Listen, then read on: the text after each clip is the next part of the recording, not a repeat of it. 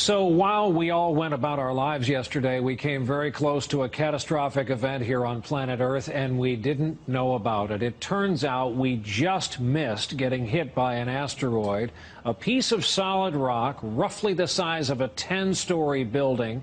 Now, I say just missed because it came within 45,000 miles of us. That's a lot closer than the moon is, and scientists say way too close for something that big.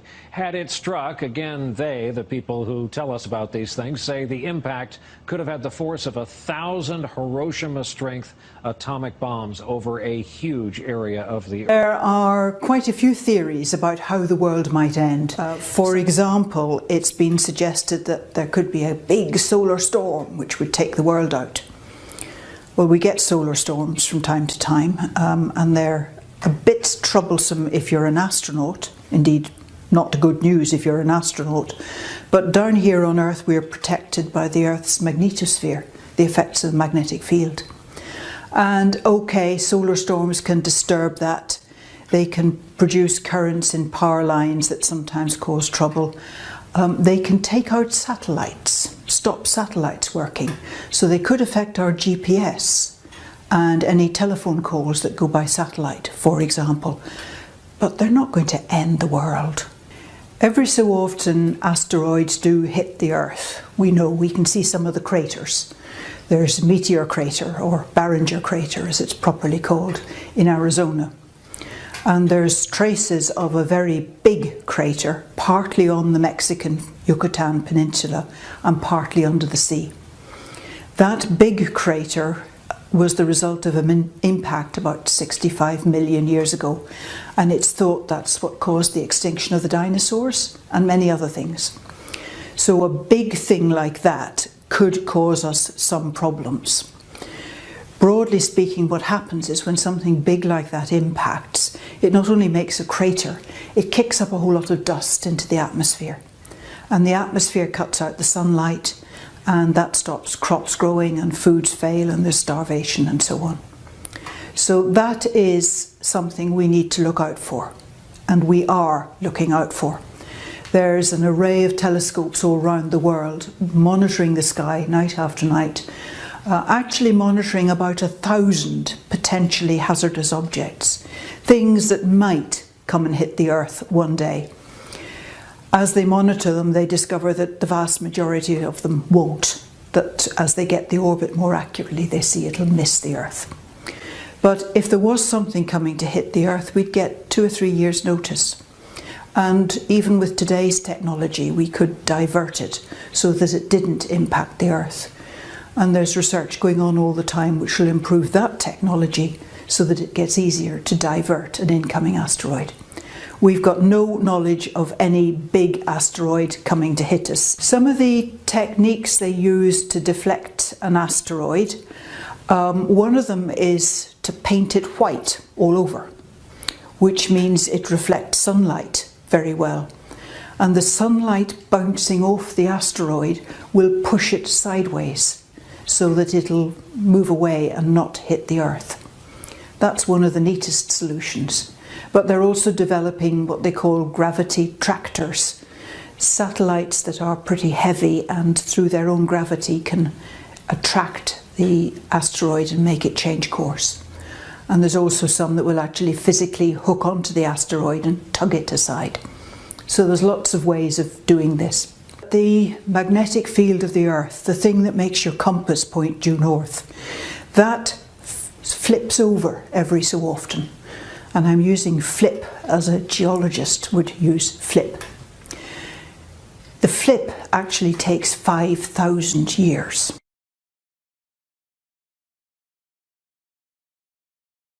Rice planting on a test basis has begun in a village near the crippled Fukushima Daiichi nuclear power plant. This comes after the central government lifted its ban on entering Kawauchi village in April.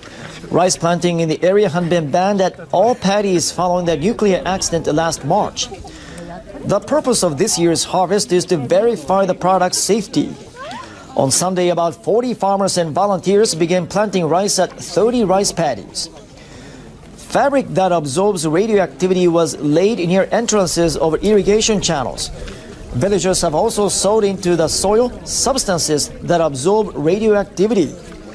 Once the safety of this year's harvest is confirmed, rice production will be fully resumed for the next season.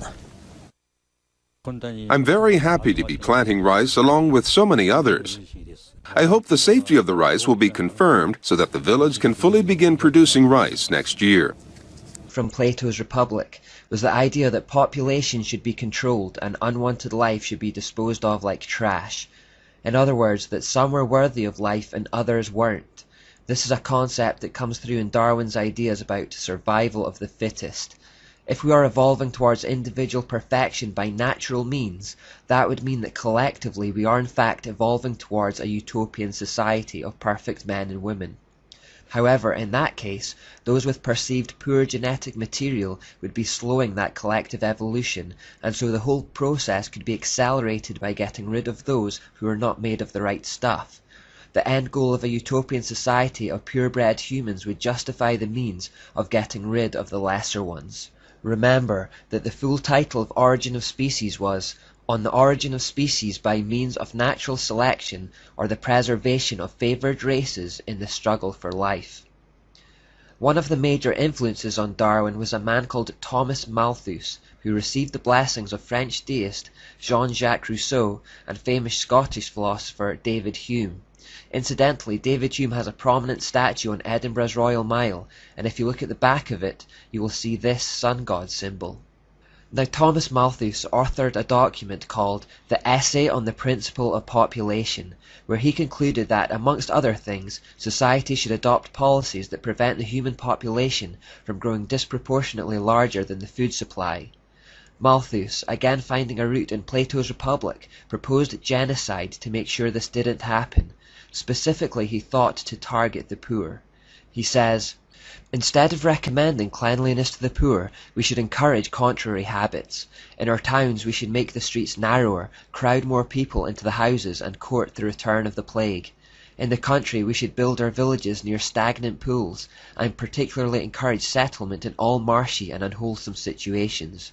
But above all, we should reprobate specific remedies for ravaging diseases, and those benevolent but much mistaken men who have thought they were doing a service to mankind by projecting schemes for the total extirpation of particular disorders." Malthus believed that by such methods, the undesirables in society could be effectively culled. He said regarding children, "We are bound in justice and honour formally to disclaim the right of the poor to support. To this end, I should propose a regulation be made declaring that no child born should ever be entitled to parish assistance. The illegitimate infant is comparatively speaking of little value to society, as others will immediately supply its place. All children beyond what would be required to keep up the population to this desired level must necessarily perish, unless room be made for them by the deaths of grown persons." The logic behind the idea that those who serve society least should be destroyed was echoed under Darwinism in the survival of the fittest. The individual is lost in the collective. Again, the end of a utopian society justifies the means of killing the poor and the weak. This naturally leads to another idea put forward by Plato, that people who are perceived to have pure genetic materials should be encouraged to breed amongst themselves to produce a race of supermen fit for ruling over the masses. This selective breeding is called eugenics. Eugenics actually found its Enlightenment-era origin in Charles Darwin's cousin, Sir Francis Galton. Galton regurgitated the thoughts of Plato in his work, Hereditary Genius, which was basically a racist tirade advocating a system of selective breeding for purposes of providing more suitable races or strains of blood a better chance of prevailing over the less suitable. In other words, trying to artificially speed the upward course that evolutionists thought we were naturally already on. In truth, selective breeding had been practiced for some time amongst the elite. Inbreeding was commonplace amongst the ruling class to protect the genetic purity of their future stock. Galton merely took this idea and popularized it as a legitimate science. This very same tradition was in fact practiced by Charles Darwin himself in the hopes of maintaining a genetic superiority in his own bloodline. Darwin married the youngest granddaughter of his maternal father. Researcher Ian Taylor reveals the outcome of this project. Darwin's idea of inbreeding to produce superior stock can be seen to be a complete disaster in the case of his own 10 children. Of the 10, one girl, Mary, died shortly after birth. Another girl, Anne, died at the age of 10 years. His eldest daughter, Henrietta, had a serious and prolonged breakdown at 15 in 1859. 3 of his 6 sons suffered such frequent illness that Darwin regarded them as semi-invalids, while his last son, Charles Jr., was born mentally retarded and died in 1858, 19 months after his birth. Science has shown that inbreeding actually leads to speedier destruction of the genetic code rather than evolution because of something called biological mutations, which is why so-called purebred dogs are in fact more prone to health problems than mixes. The errors in their genetic code multiply as they are bred amongst themselves over long periods. But where true science fails, the religion of scientism continues stubbornly on. If they had followed God's wisdom in Leviticus 18, they would have heeded the warning not to commit incest, and they would have been all the better for it. In their own human wisdom, however, they persisted and reaped the consequences. The idea of eugenics continued to be promoted in the scientific community for a long time afterwards. At the turn of the 20th century, in 1901, the Statistics Department of London's University College became the headquarters for the Eugenics Education Society. Motivated by Galton's vision of a future utopia ruled by a genetically engineered pure elite, the Eugenics Society grew into a successful political movement and would eventually inspire Hitler's Holocaust against the Jews. Population control is still a big issue for the elite today. As recently as May 24, 2009, The Times reported of a secret meeting of billionaires held in New York City, including the likes of Bill Gates and Oprah Winfrey, where the #1 issue on the agenda was how to cap the global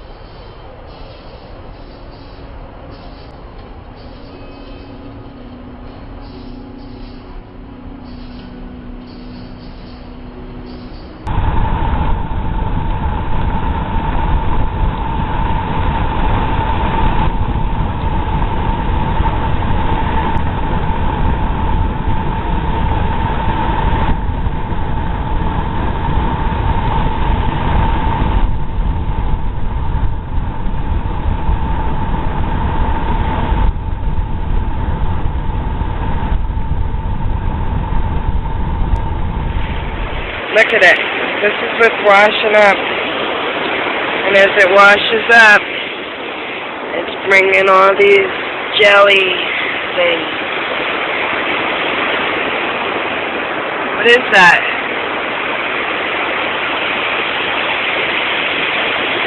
It's all over. State warns on EMP. There's no help coming. Oh, this was interesting. Washington.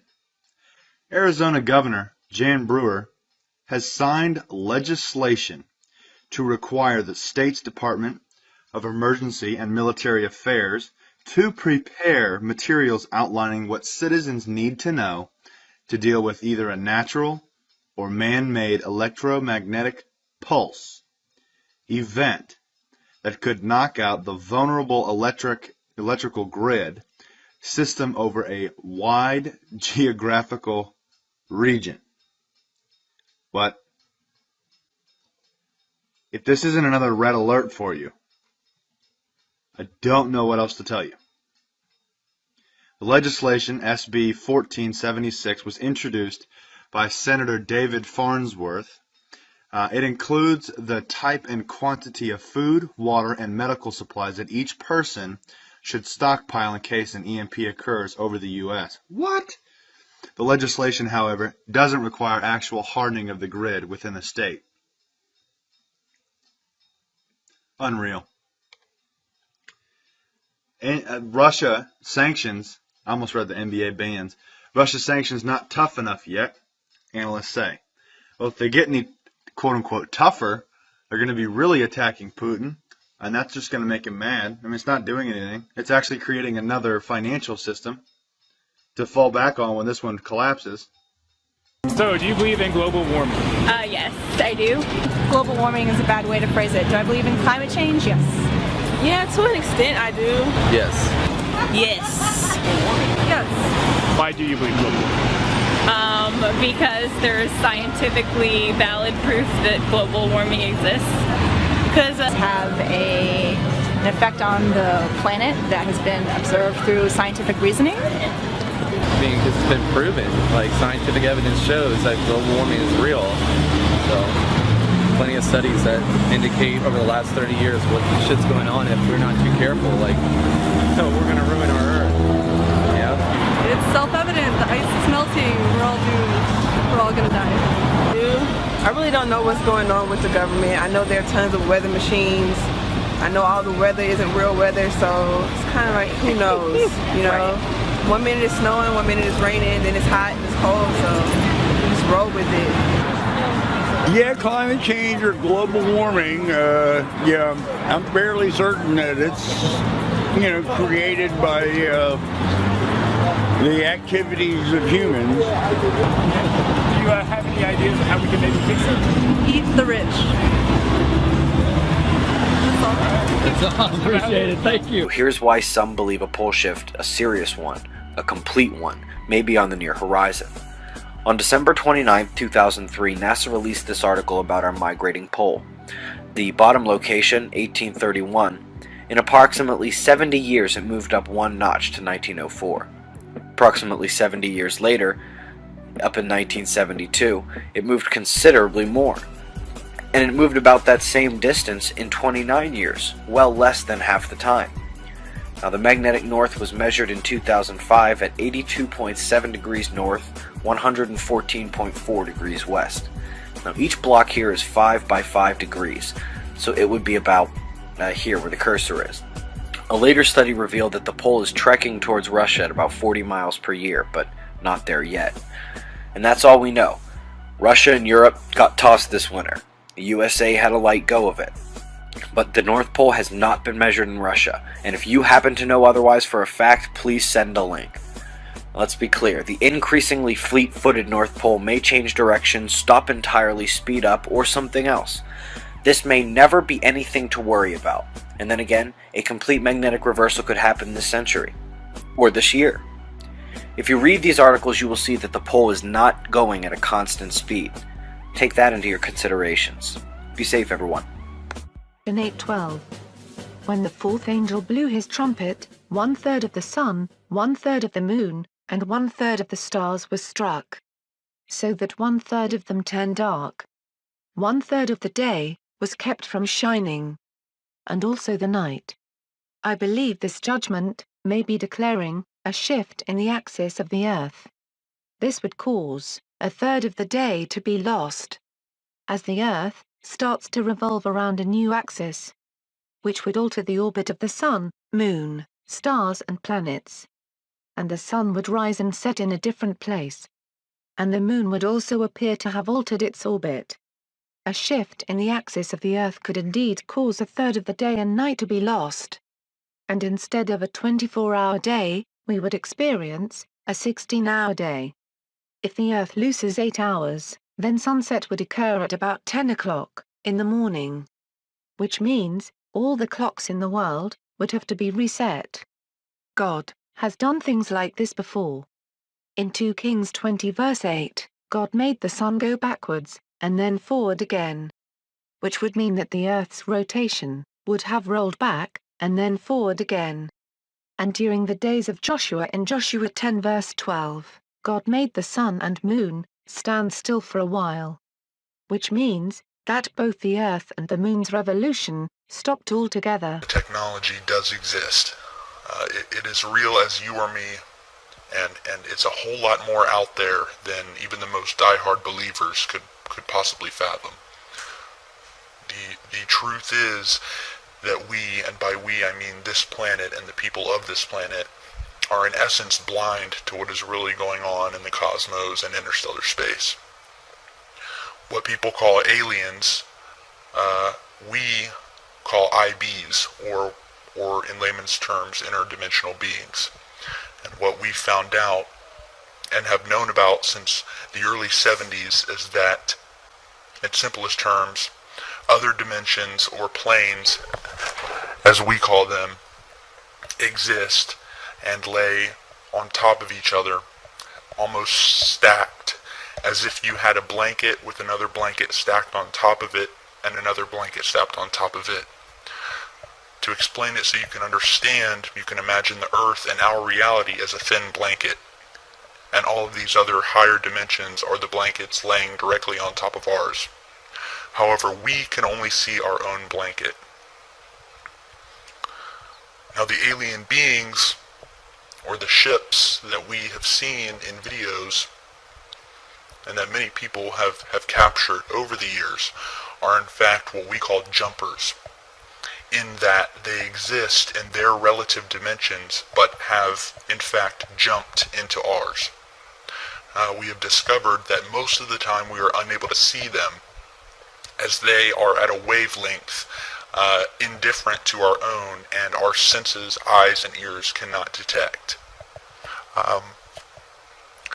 From the information that I have gathered and been briefed on, every planet, star, and galaxy within our own plane and universe, as we see it, exists also in these other dimensions.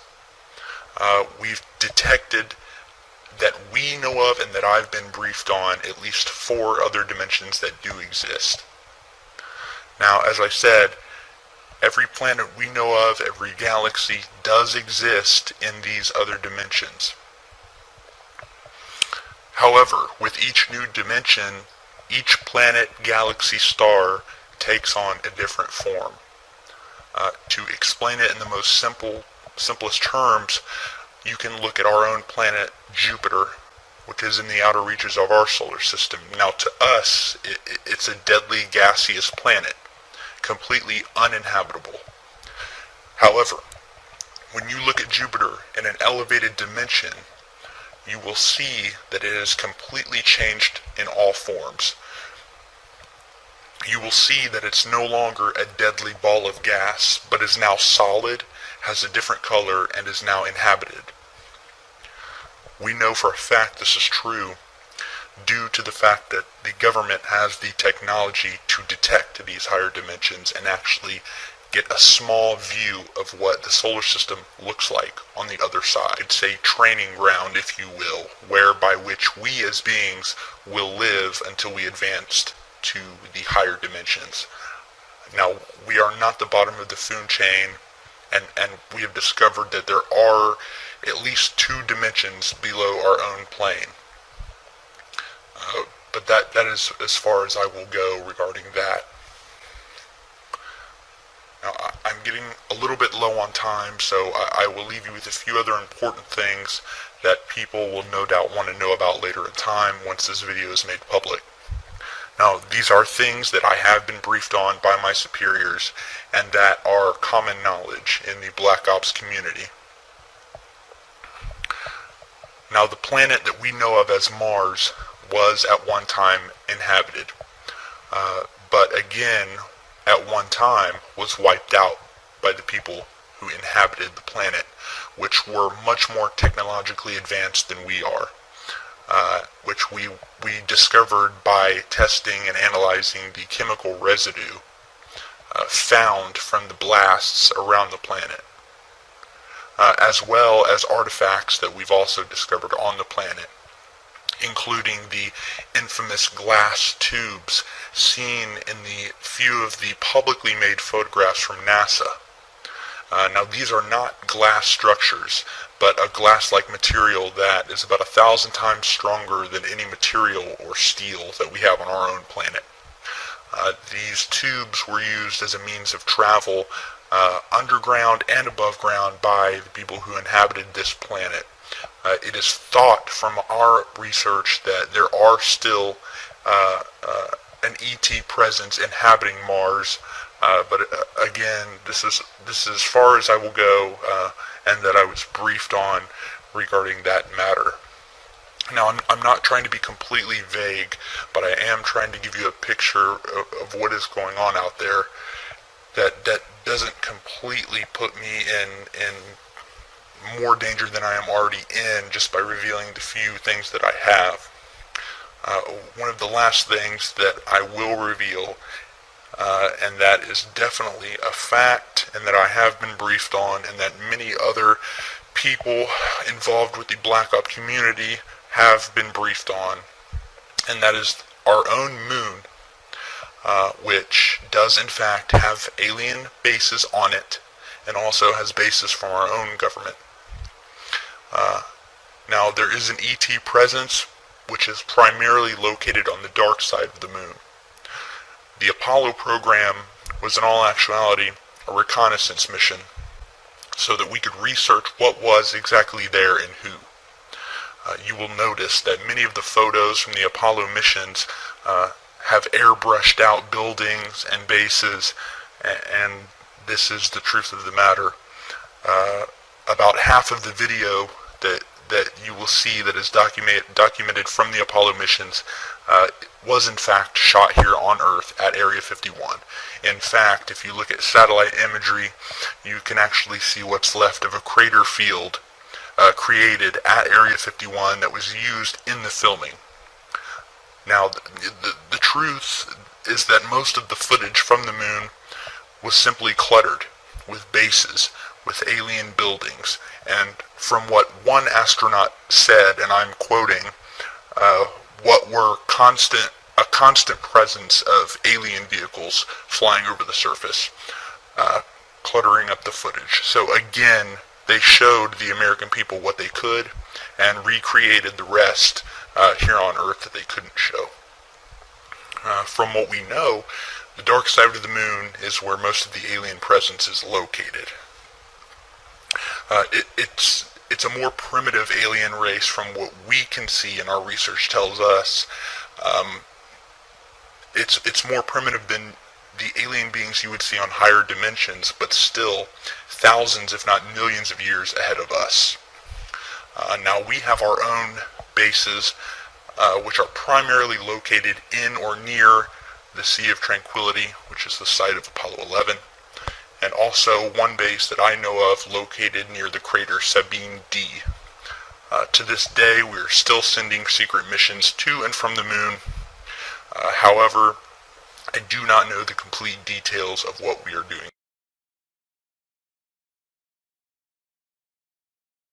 A war is being waged that you may know nothing about, the war against the homeless. On April 18th, the ACLU sent a letter to both the Department of Justice and the Detroit Police Department urging that the practice of dumping the homeless be stopped. A year-long ACLU investigation claims the following. Detroit police officers stopped people perceived to be homeless in the tourist area of Greektown in Detroit. They forced them into vans, took them for a ride, and deserted them miles away. The sad truth, Detroit isn't the only city that treats the homeless this way. Joining me now from Detroit is Michael Steinberg, legal director of the ACLU of Michigan. Nice to have you, Michael. Thank you, Melissa. So tell me, what did your investigation show that the police were doing to folks who are experiencing homelessness in Detroit?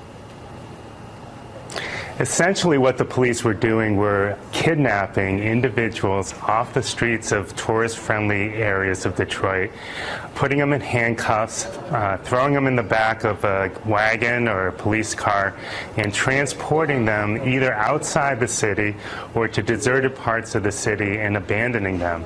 They then tell the individuals that they weren't welcome back into Greektown or other tourist-friendly areas. Sometimes they'd make it difficult for them to return by making them throw their money down a storm drain.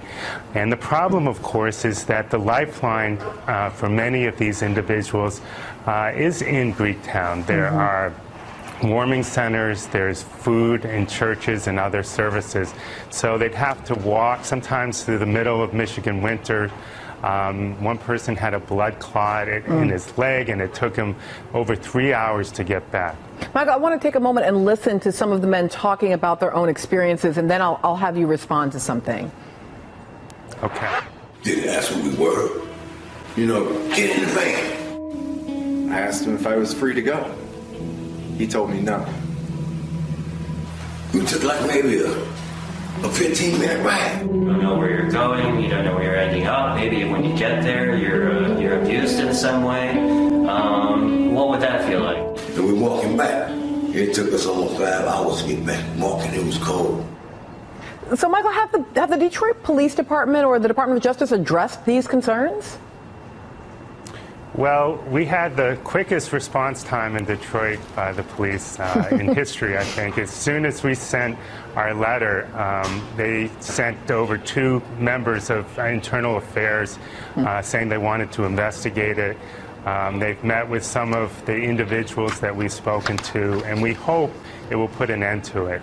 We've also reported it to the Department of Justice because we believe that the practice violates the consent judgment that was entered into between the DOJ and the Detroit Police Department. So, Michael, part of what we've been talking about this morning is criminalizing drugs, but there's also this kind of impact of criminalizing homelessness. And we were looking at not only in Detroit, but sort of all over the country, municipalities doing things like making it illegal to sleep or sit in a store or in personal buildings, laws punishing people for begging or panhandling, enforcement of these so-called quality of life ordinances. Tell me, is there a war on the homeless? You can definitely appropriately characterize it as a war on the homeless. We are challenging a state law in Michigan that makes it a crime to beg in public. We have represented individuals who have been charged with trespass for sleeping on public land. They're essentially criminalizing the status of being homeless. Society, if we want to stop seeing homeless people on the streets, we as a society have to treat the problem as a social problem, not a criminal justice problem. We have to provide mental health services to those who need it. We have to provide drug treatment programs for those who need it in public housing. We can't make it a crime to be homeless. Homelessness is not going to go away by making it illegal. Michael Steinberg in Detroit, I so appreciate that point, and it dovetails so nicely with what we're talking about in terms of drugs. We have a set of social responsibilities, epidemiological problems here. It is not solved through criminalizing. Thank you for your work. Thank you. Since the 2012 rejection of mass ascension, humans have embraced the fear vibration. This created the threefold return, or 3 scenarios that are a direct result from people's unconscious choices. One or all of these scenarios will occur. Humanity still can change the outcome, but it is very unlikely now.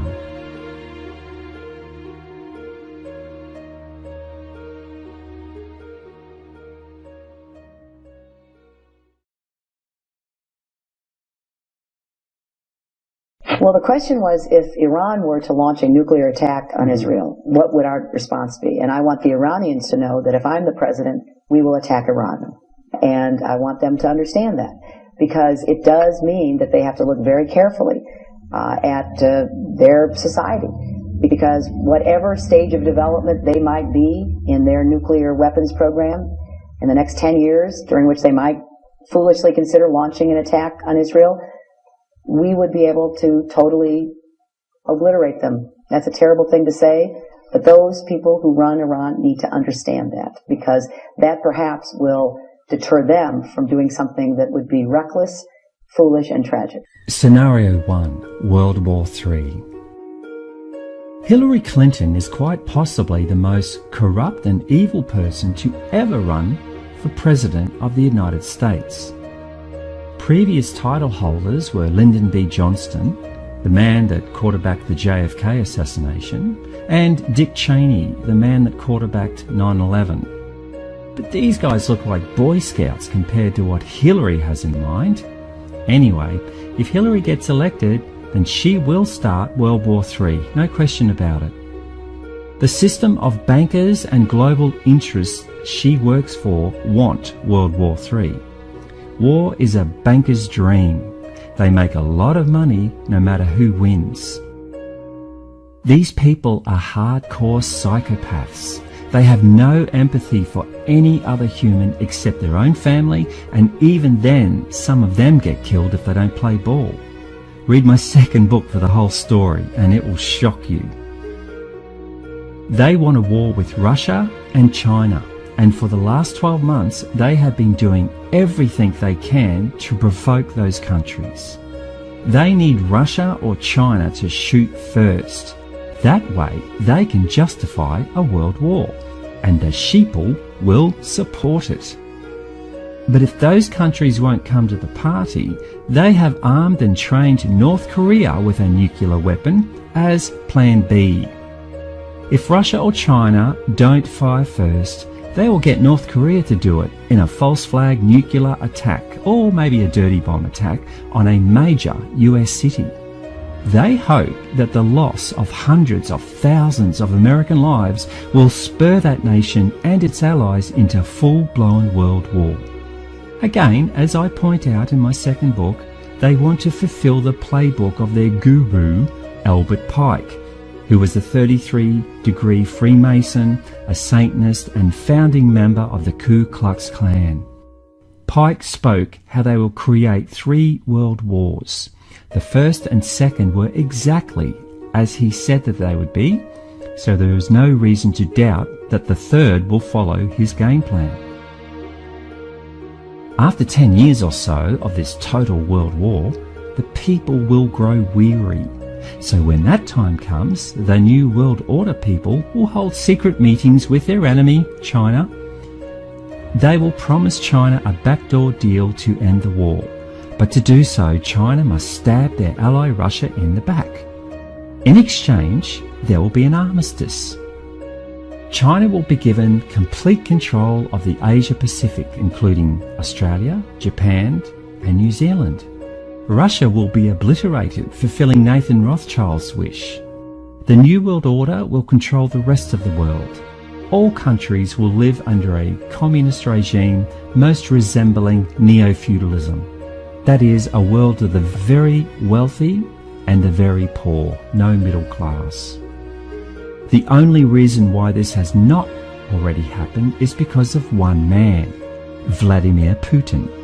Regardless of what you think you know about Putin, he is humanity's only hope of avoiding World War III and defeating the Illuminati New World Order. That is why the mainstream media are demonizing him. Trust me, when the media turn on someone, it is usually to turn public opinion against them, because that person represents a threat to the establishment. Now, here is the big curveball. Mr. Obama does not want to give up his cushy life in the White House. So he may use a false flag or the upcoming earth changes to suspend the elections indefinitely. So chances are there will not even be an election in 2016, and Obama will be America's last president, and that is not set in stone just yet. But for the record, Obama is a card-carrying, die-in-the-wall communist. He honestly believes he would make a great, benevolent dictator. Read the book Animal Farm to see how that works out. Scenario 2. Islamic Caliphate. On the 13th of May 1981, there was an assassination attempt on Pope John Paul II in St. Peter's Square at Vatican City. The Pope was shot and wounded by a Turkish hitman, Mehmet Ali Akkar. The Pope was struck 4 times and suffered severe blood loss. Akkar was apprehended immediately and later sentenced to life in prison by an Italian court. The Pope later forgave him for the assassination attempt. He was pardoned then by President Carlo Ciampi at the Pope's request and was deported to Turkey in June 2000.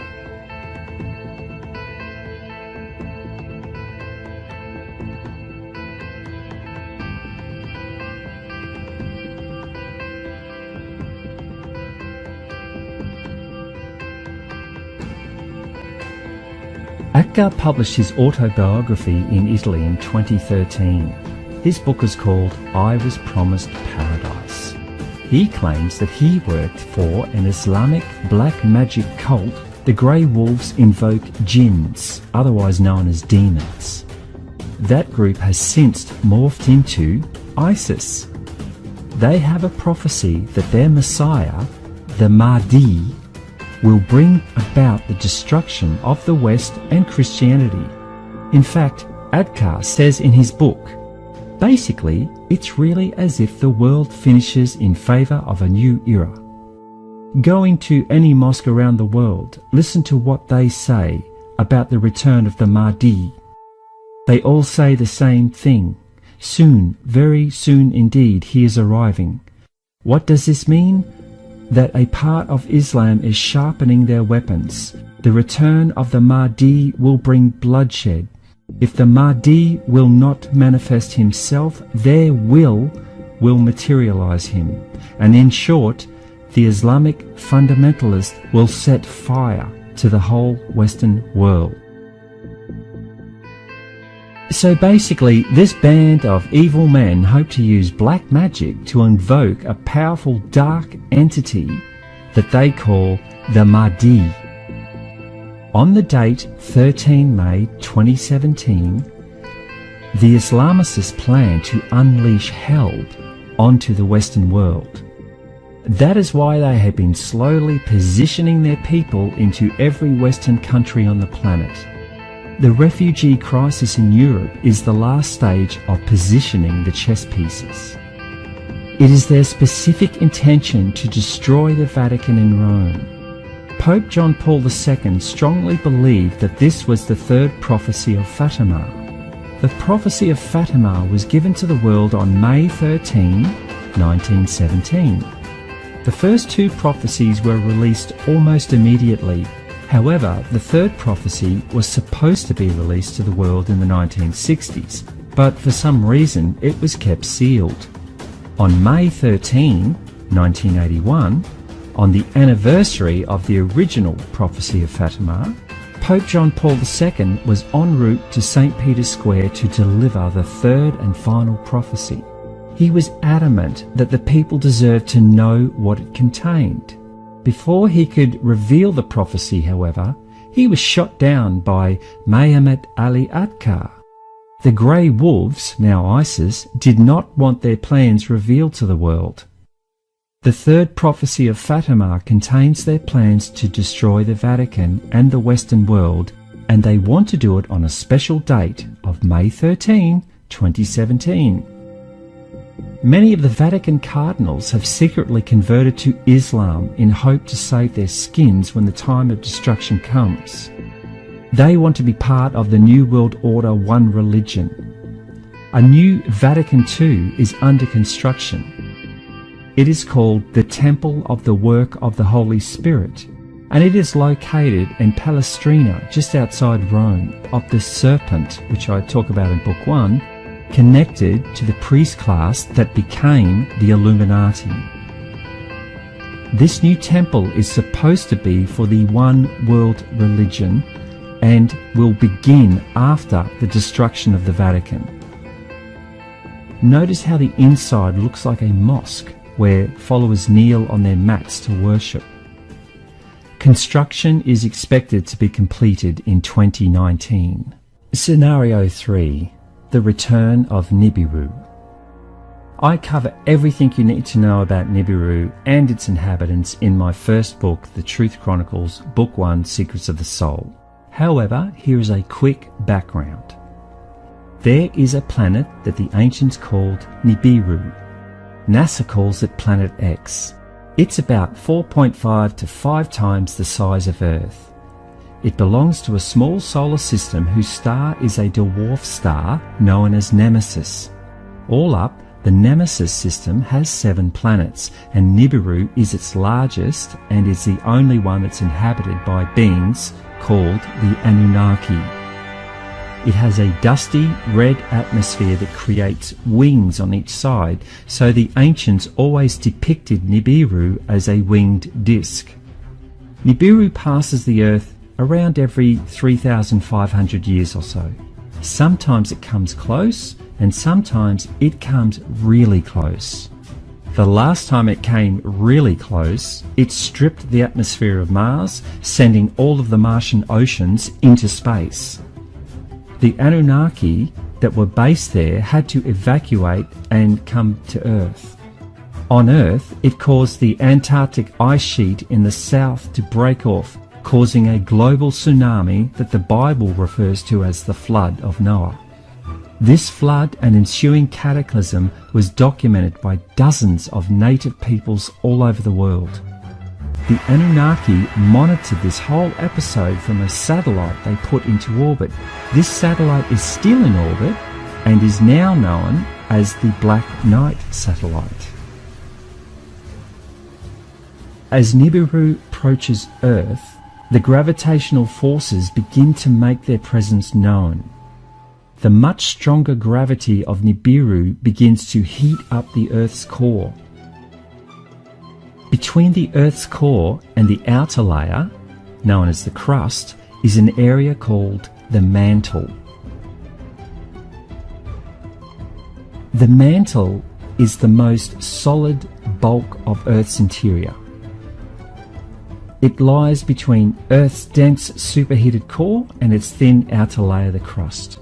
The mantle is about 2,900 kilometers or 1,802 miles thick and makes up a whopping 84% of the Earth's total volume.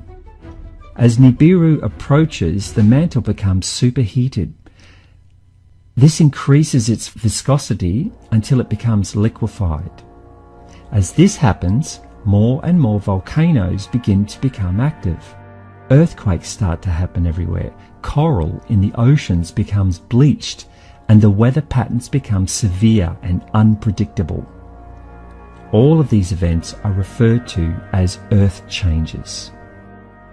In April 2016, the Earth changes became undeniable.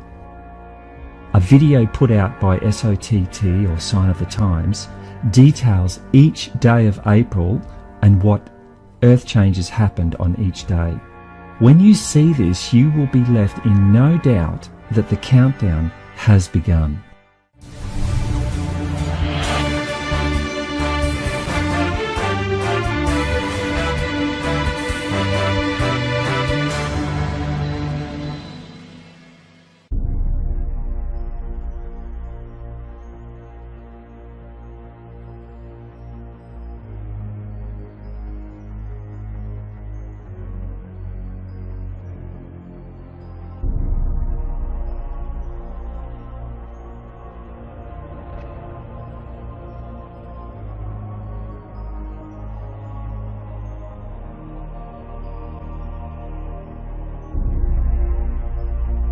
Since